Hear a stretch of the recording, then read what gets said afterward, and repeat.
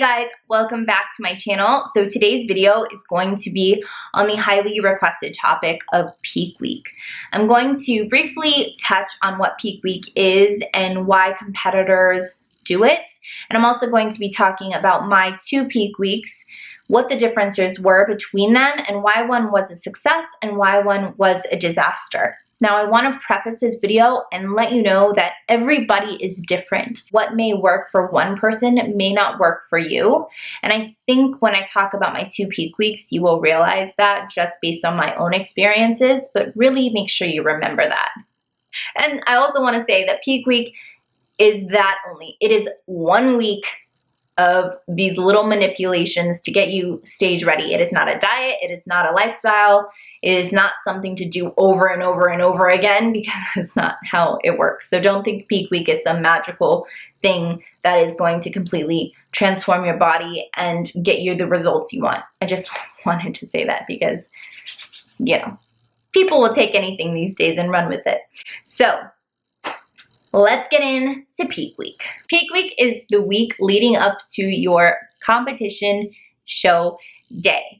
It is the week where you make little manipulations or whatever changes you need to make sure you are bringing your best package to stage. And what I mean by best package is you should already be stage ready, stage lean, ready to step on that stage even before peak week starts.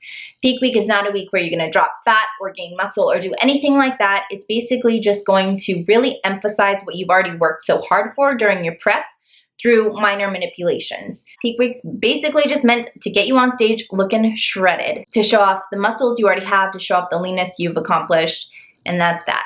Now, I've heard this many a time that peak week can kind of make or break you as far as what physique you bring to the stage. Peak week can make you look 2% better, or it can make you look 10% worse. So bear that in mind when you are approaching peak week as far as the things that you want to manipulate. You don't want to go too crazy. You don't want to make your body freak out. It's a very smart body. And when you freak it out, you'll probably step on stage looking like a disaster, and all the hard work that you've put into your prep won't be reflected on stage. Now, there are 3 things that come to mind when talking about peak week, and these are the 3 major things that most competitors manipulate, and that is water, sodium, and carbs.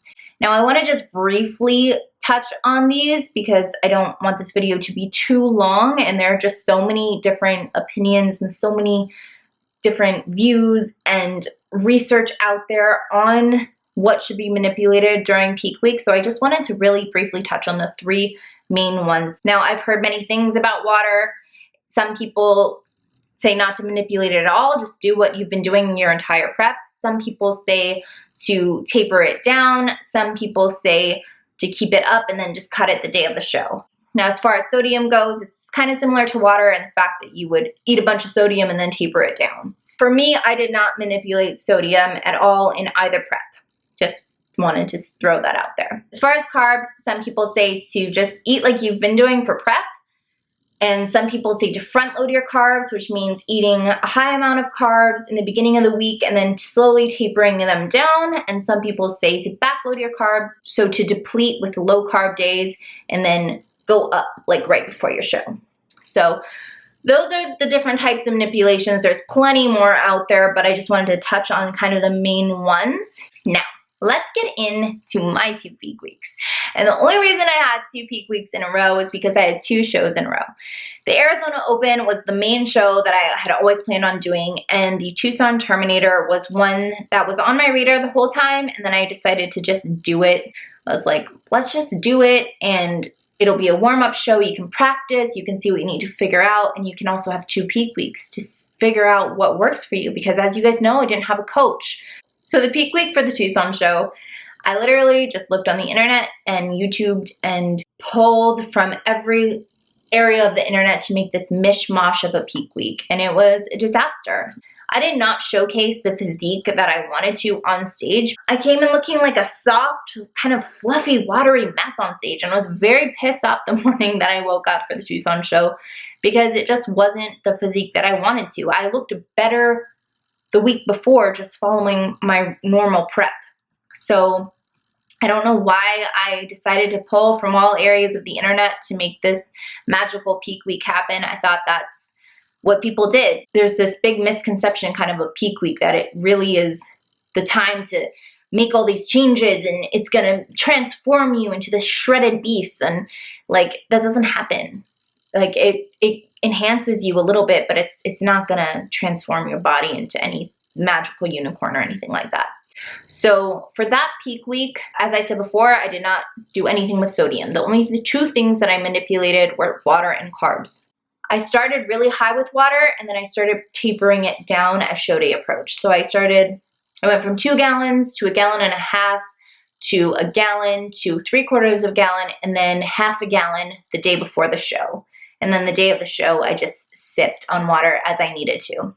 And I came in looking very, very watery. My muscles were not being showcased in the way that I wanted to, and I do believe it's because I started cutting water that my body realized what I was doing, and so it started retaining water. Because your body is very smart, as I have mentioned plenty of times.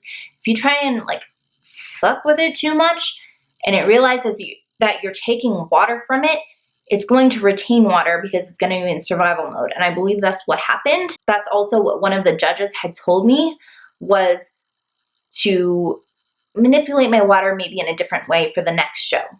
And as far as carbohydrates go, I did front load. I listened to Layne Norton's Peak Week on bodybuilding.com or whatever, because I do really love Layne Norton and his information, and I just trusted that his method would work for me. And I'm not saying anything bad about him. I'm not bashing him. I'm not saying the method doesn't work, but that method didn't work for me. I know that it's worked successfully for a lot of other people, but as far as I go, it did not work. So I started with high carbs at the beginning of the week and then slowly started tapering them down until show day. And it just didn't work. Yeah, Tucson show, I didn't walk away with any hardware. I didn't feel like I showcased 20 weeks of prep very well at that show. My body just didn't look like I wanted it to. It looked better during my prep. So that was a learning experience. And I went into my second peak week just being like, Brianna, you know what works for you. You know what's worked this entire prep. So just go with what you know. And so that's what I did. I still manipulated only carbs and water. And as far as water goes, I kept water up the entire week. Even the night before the show, I was drinking like 1.5 gallons a day. And then the day of the show, I just sipped water as I needed. So the day of the show is when I actually kind of just cut the water. I didn't taper down. I kept it high all week long. And then show day came and I just sipped all day. And I felt very tight. I didn't feel watery. I didn't feel fluffy. I felt awesome on stage. I felt like my muscles were really being showcased. And I think water played a huge role in that because it was a different approach to the water manipulation. As far as carbs go, I decided to backload. I started low carb. I believe Sunday, Monday, Tuesday were around 50 grams of carbs. And then Wednesday and Thursday were around 80 grams of carbs, I believe. And then Friday, keep in mind that it was a night show, a night prejudging, which is kind of rare. I haven't really seen that many other places. So early in the morning, since I couldn't really sleep, I started carbing up for the night show. I had like Pop-Tarts, cereal, just dry, no milk. I had steak, sweet potato, and peanut butter, and those were really my staples throughout the day as far as carbing up. And I also had pancakes, as you guys saw in my show day vlog. I had pancakes and bacon. That's what I had, yes. So that's what I did as far as carbs went, and my muscles filled out amazingly. They just looked like they were there. I looked good going into that Arizona Open show. I was proud of what I brought. I was like, this is the body that I've worked so hard for 21 weeks. And it's being showcased very well because of a successful peak week. So that is what I did for my second peak week. And I walked away with first place in novice and second place in open. And it was incredible. And even the judges said, I'm so glad you listened to our advice. You looked amazing. And it just really made me feel awesome about the decisions that I made and about everything that I learned through the Tucson show, and to just really listen to your body and to really pay attention to what works for it, and not to like do something just because this person says it. Like, you know your body, you know what works for it. So listen to it and make sure your peak week coincides with what you've already been doing with prep. The only thing different about peak week as opposed to my prep was that I did 5 low carb days and then 1 high carb day. So that was really the only difference. And also the water. I kept my water up the whole time and then just cut it the day of the show. So my peak week was very, very similar to prep. And that's how it should be. You shouldn't go crazy and manipulate all these things and try and listen to everybody because you're gonna look like a disaster.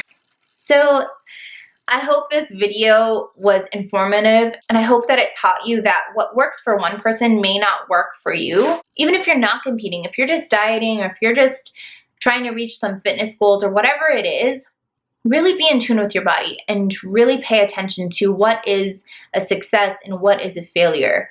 It's all trial and error. It's practice, it's experience, it's time. It's not an overnight process, and it's not a one-size-fits-all thing. Even though this video was focused on competition and peak week and prep, even if that's not your cup of tea and that's not something you're doing, I hope that you took something away from it and realize that this is a journey and it's your journey, and to just realize it's not a one-size-fits-all. It takes time to figure out what works for you. That is the end of this video. I hope you guys enjoyed it, and I will see you guys in the next one.